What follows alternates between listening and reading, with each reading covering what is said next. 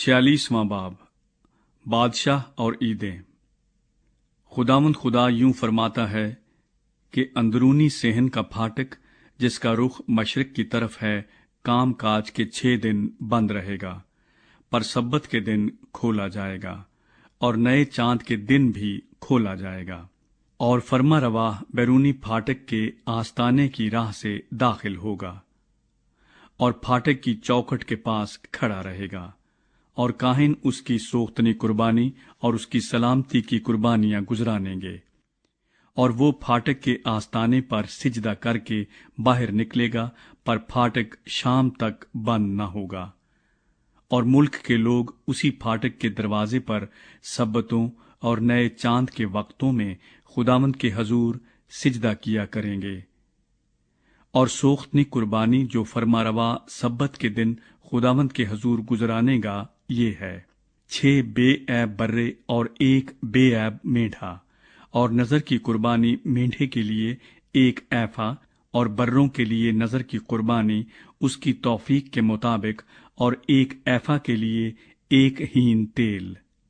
اور نئے چاند کے روز 1 بے عیب بچھڑا اور 6 برے اور 1 مینڈھا، سب کے سب بے عیب ہوں گے۔ اور وہ نظر کی قربانی تیار کرے گا، یعنی بچھڑے کے لیے 1 ایفا اور مینڈھے کے لیے 1 ایفا اور بروں کے لیے اس کی توفیق کے مطابق، اور ہر 1 ایفے کے لیے 1 ہین تیل۔ اور جب فرما روا اندر آئے تو پھاٹک کے آستانے کی راہ سے داخل ہوگا اور اسی راہ سے نکلے گا،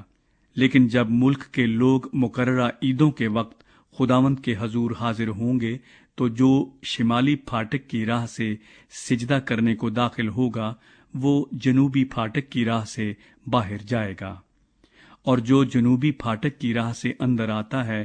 وہ شمالی پھاٹک کی راہ سے باہر جائے گا۔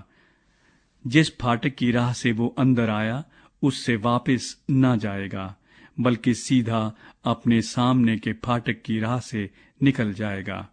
اور جب وہ اندر جائیں گے تو فرما روا بھی ان کے درمیان ہو کر جائے گا، اور جب وہ باہر نکلیں گے تو سب اکٹھے جائیں گے۔ اور عیدوں اور مذہبی تہواروں کے وقت میں نظر کی قربانی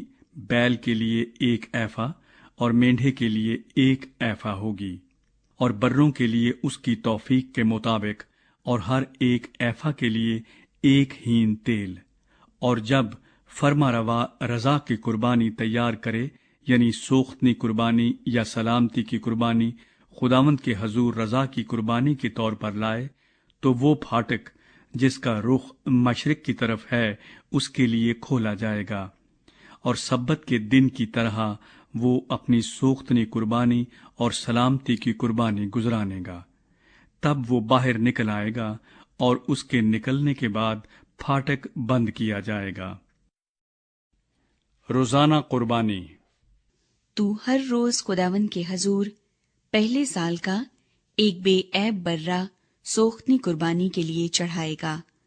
تو ہر صبح چڑھائے گا، اور تو اس کے ساتھ ہر صبح نظر کی قربانی گزرانے گا، یعنی ایفا کا 6واں حصہ، اور میدے کے ساتھ ملانے کو تیل کے ہین کی 1/3۔ دائمی حکم کے مطابق ہمیشہ کے لیے خداوند کے حضور یہ نظر کی قربانی ہوگی۔ اسی طرح وہ برے اور نظر کی قربانی اور تیل ہر صبح ہمیشہ کی سوختنی قربانی کے لیے چڑھائیں گے۔ بادشاہ اور زمین۔ خداوند خدا یوں فرماتا ہے کہ اگر فرما روا اپنے بیٹوں میں سے کسی کو کوئی ہدیہ دے تو وہ اس کی میراث اس کے بیٹوں کی ہوگی، وہ ان کا موروثی مال ہے۔ پر اگر وہ اپنے غلاموں میں سے کسی کو اپنی میراث میں سے ہدیہ دے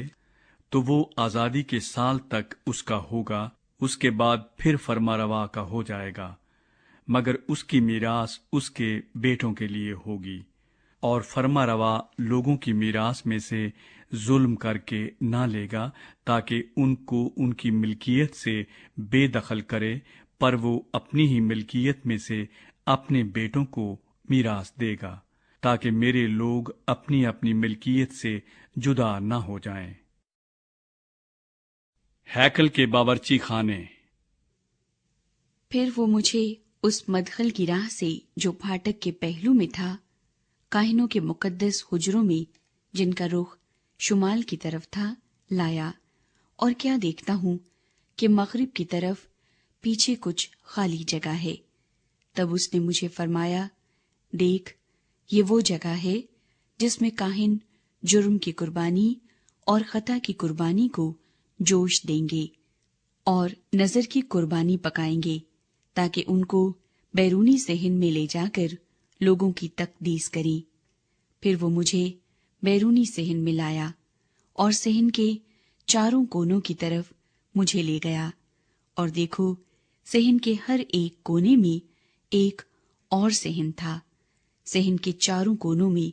40-40 ہاتھ لمبے اور 30-30 ہاتھ چوڑے صحن متصل تھے۔ یہ چاروں کونے والے ایک ہی ناپ کے تھے، اور ان کے گردا گرد، یعنی ان چاروں کے گردا گرد دیوار تھی، اور چاروں طرف دیوار کے نیچے چولہے بنے تھے۔ تب اس نے مجھے فرمایا کہ یہ چولہے ہیں جہاں ہیکل کے خادم لوگوں کے ذبیحے ابالیں گے۔